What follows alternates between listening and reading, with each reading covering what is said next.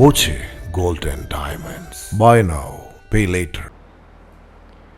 കരിപ്പൂർ വിമാന ദുരന്തത്തിന്റെ ശേഷിപ്പുകൾ ആക്രിയായി ഓങ്ങല്ലൂരിലെത്തി. 2020 ഓഗസ്റ്റ് 7-നാണ് രാജ്യത്തെ ഞെട്ടിച്ച കരിപ്പൂർ വിമാന അപകടമുണ്ടായത്. എയർ ഇന്ത്യ എക്സ്പ്രസ് വിമാനം റൺവേയിൽ നിന്ന് തെന്നിമാറി 35 മീറ്ററോളം താഴ്ചയിലേക്ക് പതിക്കുകയായിരുന്നു. വിമാനം 3ആയി പിളർന്ന് പൈലറ്റ് ദീപക് വസൻസാദെ, സഹ പൈലറ്റ് അഖിലേഷ് കുമാർ എന്നിവരും 19 യാത്രക്കാരും ഉൾപ്പെടെ 21 പേർ മരിച്ച വിമാന അപകടമായിരുന്നു അത്. റൺവേയിൽ നിന്ന് തെന്നി വീണ് പിളർന്ന വിമാനമാണ് 6 വർഷത്തിനു ശേഷം പല ഭാഗങ്ങളായി ഓങ്ങല്ലൂരിൽ എത്തിയത്. ദുബായിൽ നിന്ന് 184 യാത്രക്കാരും 6 ജീവനക്കാരുമായി കരിപ്പൂരിലെത്തിയ വിമാനത്തിലുണ്ടായിരുന്ന 150ഓളം യാത്രക്കാർക്ക് പരിക്കേറ്റിരുന്നു. കേസ് അന്വേഷണത്തിന്റെ ഭാഗമായി വിമാനത്തിന്റെ ചില ഭാഗങ്ങൾ CISF ഡൽഹിയിലേക്ക് കൊണ്ടുപോയി.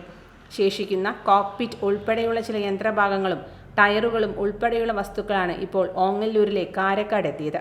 2 മാസം മുൻപാണ് പ്രദേശത്തെ സ്ക്രാപ്പ് വ്യാപാരി ലേലത്തിലൂടെ വിമാന അവശിഷ്ടങ്ങൾ വാങ്ങിയത്.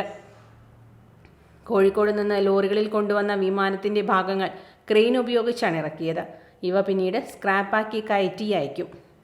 വിമാന ദുരന്തങ്ങളുടെ ചരിത്രത്തിൽ പ്രധാന സംഭവമായ കരിപ്പൂർ ദുരന്തത്തിൽ അകപ്പെട്ട വിമാനം കാണാൻ നിരവധി ആളുകളും ഇവിടേക്ക് എത്തുന്നുണ്ട്. Time kids pre school, Mannannur road, Vaniyamkulam. Dot view news. കാഴ്ചകളാണ് ലോകം, കണ്ടു തുടങ്ങുക.